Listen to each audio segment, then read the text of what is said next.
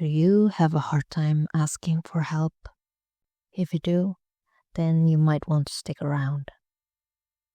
The other day, I was scrolling through YouTube until I came across a video, which was a clip from a movie called The Boy, the Mole, the Fox, and the Horse. The clip captured some dialogue from the film, but there was one particular dialogue that caught my attention. "What's the bravest thing you've ever said?"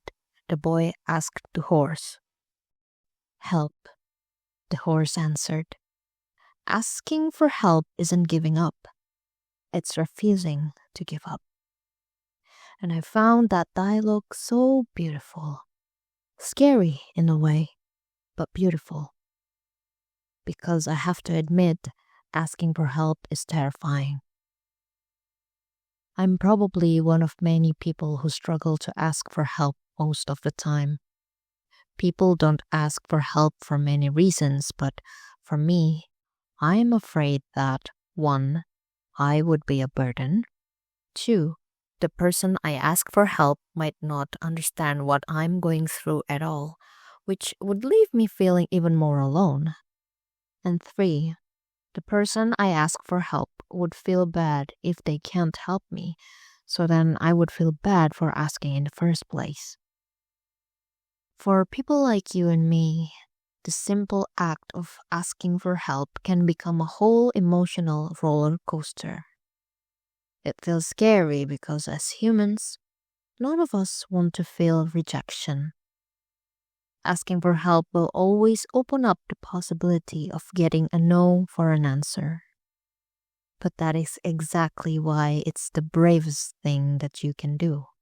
It requires a lot of courage and self-compassion to do so. Just a few days ago, I was feeling really sad and anxious. I didn't know why, but for some reason, I couldn't shake off the feeling. I didn't want to talk about it to anyone at that time, but the emotions were too overwhelming for me to bear alone. I needed help. So now I had 2 options. Keep it to myself like I always had, or ask for help from someone I trust. And it's not like I don't have anyone that I trust in the first place. I do have someone, but based on past experiences, when I ask for help, he sometimes didn't know what to do with my emotions. He would attempt to cheer me up by making jokes, which then felt dismissive on my end. And since this person is one of my best friends and is precious to me, I don't want to burden him either.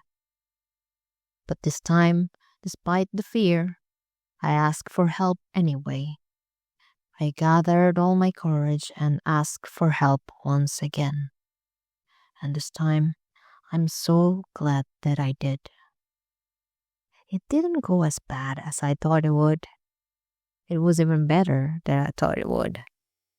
He listened to me with no judgment, didn't say that my problem was trivial or anything, and cheered me up without making me feel dismissed. If anything, being vulnerable only makes the connection stronger. And since he knows I trust him enough to lean on him, I believe that when he needs help, he will trust me enough to lean on me as well. From this, I can learn 2 things. Asking for help is worth the risk, and sometimes people are willing to help. They simply don't know how. Yes, rejection can be nerve-wracking, but you will be surprised how many yes you would get if you're brave enough to ignore the initial no. And if you, whoever you are out there, feel like nobody's got your back, nobody's there to help you, I'm sending you lots of hugs and love. I'm sorry that everyone around you makes you feel alone. I hope my platform can be a safe place for you to share your burden. If you're okay with that, you can always use my comment section to vent and rant. I'd always love to listen to you. Who knows? you might find someone in a similar situation. Then you will realize that you are not so alone after all. Remember, asking for help is not giving up, it's refusing to give up. Hang in there, okay?